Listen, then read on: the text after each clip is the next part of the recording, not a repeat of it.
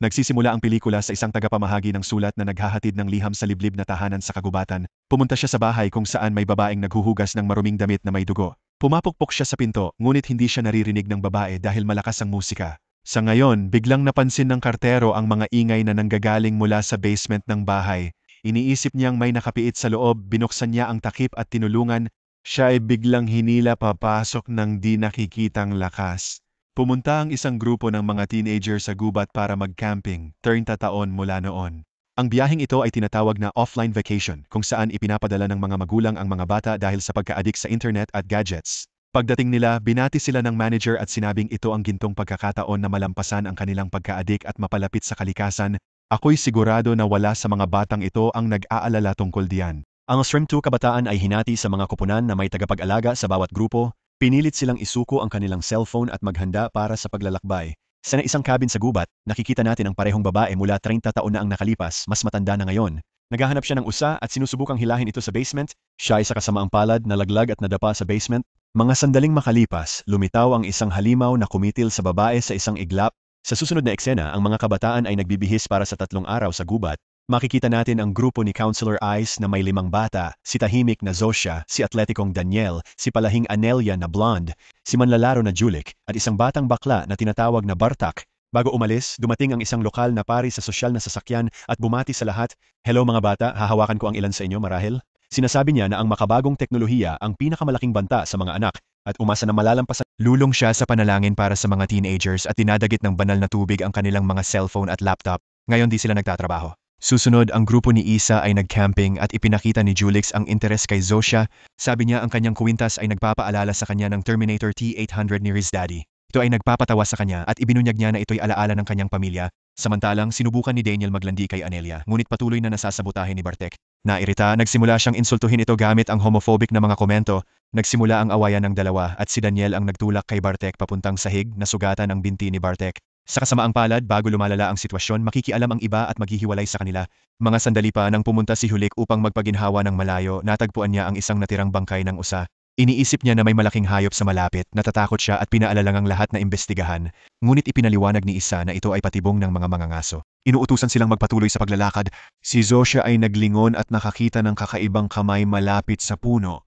Nakakatakot ito sa kanya, ngunit nananatili siyang tahimik at walang sinasabihan. Siguro ganito talaga ang buhay kapag wala kang internet. Kalaunan, nagtayo ang grupo ng kampamento sa gubat. Nakaupo sila sa paligid ng apoy at nagbabahagi ng kanilang buhay. Si Julik ay isang manlalaro na may YouTube channel na may 1 milyong taga-subaybay. Galing talaga. Madalas siyang tumatakas sa eskwela para maglaro na ikinagalit ng kanyang mga magulang. Ipaalam pa niya na siya ay papunta na sa Korea para sa isang kompetisyon na may premyong $250,000,000. Tinanggihan siya ng kanyang mga magulang at ipinadala sa camping trip na ito. Sa gabi, lahat ay natutulog, ngunit si Daniel ay hindi mapakali, kaya't lumabas siya patungo sa malapit na lawa upang manigarilyo. Sumunod si Anelia at nagsimula ring manigarilyo. Nagsimula ang dalawa namang flirt at sa kanilang usapan natuklasan ni Anelia na siya ay bilang dalaga, nagpasya siyang bigyan ito ng pinakamahusay na gabi at maging intimo. Hindi magagawa ito sa TikTok. Pagkatapos nilang matapos, bumalik si Anelio sa tolda habang kinuha ni Daniel ang telepono sa kanyang mga damit. Nagsimula siyang mag-swipe sa mga babae sa isang dating app, may nakaukit sa likod niya.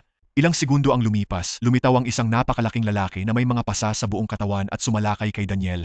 Siya ay sa huli pumatay sa binata sa pamamagitan ng paulit-ulit na binabangga ang kanyang katawan sa puno. Hindi Telepono.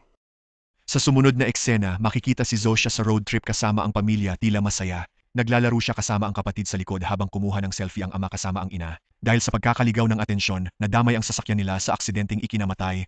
Nagising si Zosia mula sa bangungot na ang buong pamilya niya ay namatay sa aksidente. Pagkatapos, handa na ang grupo para sa isa pang araw ng pagmamartsa. Nang hanapin si Daniel, nag-aalala ang lahat at nabanggit ni Anelia na nakita niya ito sa lawa kagabi. Ipinaliwanag niya na nag-usap sila ng sandali bago siya bumalik sa kanyang tolda. Pagdating sa lawa, wala sila nakita kundi bakas ng dugo sa puno. Nagpanik ang mga teenager pero pinanatag sila ni Iza na hindi dugo ito kundi katas ng puno. Pagkatapos nito, sinabi niyang dapat silang maghiwalay at hanapin si Daniel. Si Hulik ay takot at nabanggit kung paano sa mga pelikulang horror ay namamatay ang lahat. Nang magkawatak-watak ang grupo, nagmungkahi siya na manatili silang magkasama, ngunit di pinansin ng payo. Isa, Zosia at Julik ay aalis upang hanapin si Daniel, habang ang dua ay mananatili sakaling siya'y bumalik. Makalipas ang ilang sandali, dumating ang tatlo sa bahay na nakita sa simula. Nagpasya silang humingi ng tulong, ngunit wala silang nakita roon. Nagsimula silang manilip at sa huli pumapasok sa basement, kung saan sila'y nagulat sa pagkakakitaan ng ilang bangkay. Kasama na si Daniels, bago nila kaya niyang gawin ang lahat. Dumadating ang napakalaking lalaki, pilit pinaparaan ang grupo na isara ang pinto ng basement at magtago. Huli kay halos sumuka sa nakakadiring amoy, ngunit pinigilan siya ni Isaac. Mga sandaling makalipas, pumapasok ang mamamatay tao sa basement at desperado nang tumakas ang grupo sa bintana. Nakakatakas sina Zosea at Julik, ngunit nang lumabas si Isaiah, napansin niya ang telepono ni Daniel na tumatawag sa bulsa nito. Determined na makuha ang aparato, nanatili siya at naghanda para labanan ng halimaw. Nakakalungkot, lumalabas itong malubhang pagkakamali dahil madali nitong pinagana si Isa. Inihiwan niya ang ulo nito at itinapon ang ulo sa harap ni Zosea at Julik. Natakot, agad na tumakbo palayo doon.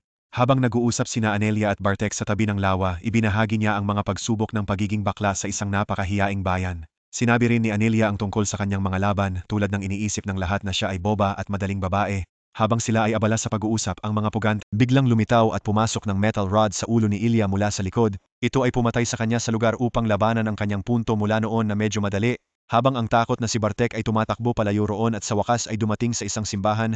Sa ibang lugar, sina Julik at Zoses ay nadapa sa isang bahay sa gitna ng kagubatan kung saan sila ay nagtagpo ng isang matandang lalaki. Inimbitahan sila sa loob at ibinahagi nila ang tungkol sa isang deformed na halimaw na pumatay sa kanilang mga kaibigan. Nagpanik at humiling ng telepono para makatawag ng pulis. Gayunpaman, pinapatahimik ng matandang lalaki ang mga ito at sinasabi na wala siyang telepono. Nalalaman na siya ang Koreo na atakehin 30 taon na ang nakararaan. Nawalan siya ng paa sa pangyayari, ngunit nagawa pa rin niyang makatakas. Sinabi niya na hindi lang isa kundi dalawang napakalaking mamamatay tao. Sila ay magkapatid na kambal na dating normal na mga bata.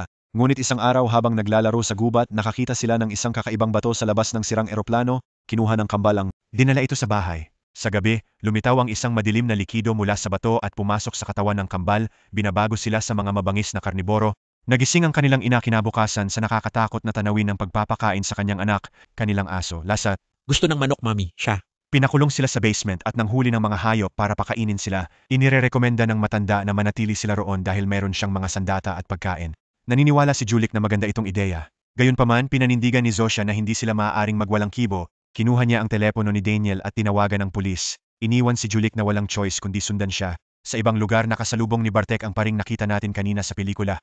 Nanggigil niyang iniaugnay ang istorya at humihingi ng telepono para tawagan ng pulis. Ang pari ay may telepono, ngunit walang signal dito. Ilang segundo mamaya, nagring ang telepono, naglalantad ng kanyang panlilinlang. Whoops, 5G lang.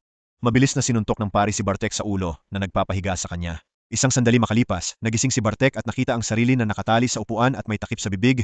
Nakaupo ang pari sa harap niya at sinasabing kilala si Bartek mula sa pagdating niya noong nakaraang taon. Siya'y ininsulto dahil sa kanyang sexual na oryentasyon at sinasabing nakasasama sa lipunan ang mga tulad niya. Narinig ng pari ang ingay sa labas at nagpunta upang imbestigahan. Biglang lumapit ang deformed killer at pinaglalagpasan ang kanyang bungo at pinatay siya.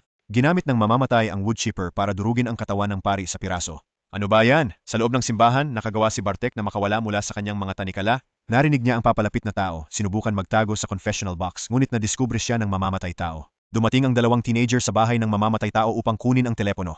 Ang plano ay simple. Pagulantangin ni Julik ang mamamatay tao gamit ang ingay, habang sisilip si Zosea sa basement upang kunin ang telepono. Bago umalis, binigay niya sa kanya ang at dinadalhan siya ng halik. Ito'y nagpapalakas ng kumpiyansa ni Julix kaya lumabas siya at hinamon ang halimaw.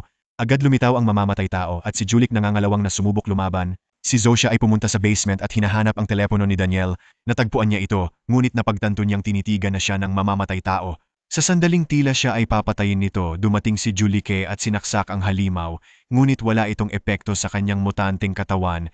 Itinapon ng mamamatay tao si Zosea, ginawa siyang walang malay. Siya ay pagkatapos ay nagtuon ng kanyang atensyon kay Julik at mabrutal na kumagat sa laman ng kanyang mukha. Walang malay nananaginip si Zosea ng aksidente na kinasasangkutan ng kanyang pamilya.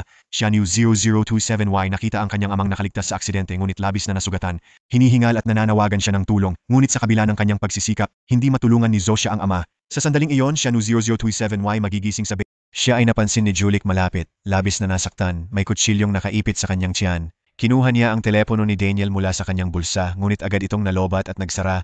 Nakaramdam ng panghihina, sinabi ni Julik na tapusin na lang siya, hindi na niya kayang tiisin ang sakit. Si Sosyatan ay umiiyak nang may kasamang pag-aatubiling ipasok ang kutsilyo sa kanyang tiyan, tapos na ang kanyang paghihirap. Pagkatapos nito ginamit niya ang kutsilyo para makatakas. Sa una iniisip ni Zosea ang pagtakas sa bintana ng basement, ngunit habang naaalala niya ang kanyang mga patay na kaibigan, napagtanto niya na hindi siya pwedeng umalis nang walang harapin ang mga halimaw na ito. Bakit? Nakakita si Zosea ng malaking machete sa kwarto at kinuha ito. Napapansin niya ang isa sa kambal na umuungol sa kama at napagtanto na ang isa pa ay wala sa bahay. Puno ng paghihiganti, sinasaksak ni Zosea ang halimaw ng paulit-ulit hanggang sa tumigil ito sa paggalaw. Siya'y lumabas sa lugar at tumakbo palayo.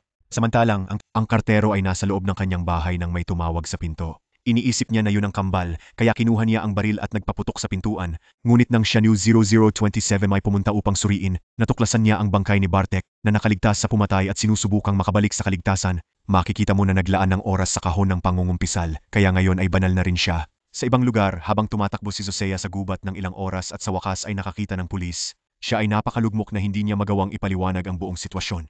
Gayunpaman, napansin ng pulis ang kanyang paghihirap at niyakap siya. Nagsimula silang umalis, ngunit agad nilang nakita ang isa sa mga mamamatay tao na nakahiga sa daan. Iniisip ng pulis na patay na ang tao at bumababa sa sasakyan upang imbestigahan kahit na pinipilit ni Zosius na huwag. Nang makita ng pulis na gumalaw ang halimaw, hinugot niya ang baril at nagtangkang barilin ito, ngunit bago niya magawa, mabilis siyang pinatay ng mamamatay tao gamit ang palakol na nagresulta sa masakit. Sumubok na saksakin si Zosha ngunit nakarating siya sa upuan ng driver at pinaandar ang kotse sa huling sandali. Ito'y nagtatapon sa halimaw sa lupa at ginamit ni Joshua ang pagkakataon na arahan siya ng maraming beses. Pagkatapos mapaniwalaang siya ay talagang patay na, umaalis siya doon. Sa huling eksena, lasing ang nakakita sa halimaw na nakahiga sa kalsada sa gabi. Dahil sa kagulat-gulat siya ay buhay pa at kumakayod pa rin pataas. Sa tahanan, lumalabas na nabuhay din ang kanyang kapatid matapos ang mga saksak. Siya'y bumangon mula sa kanyang kama at tumingin sa mga ilaw ng pulis sa labas ng kanyang bahay.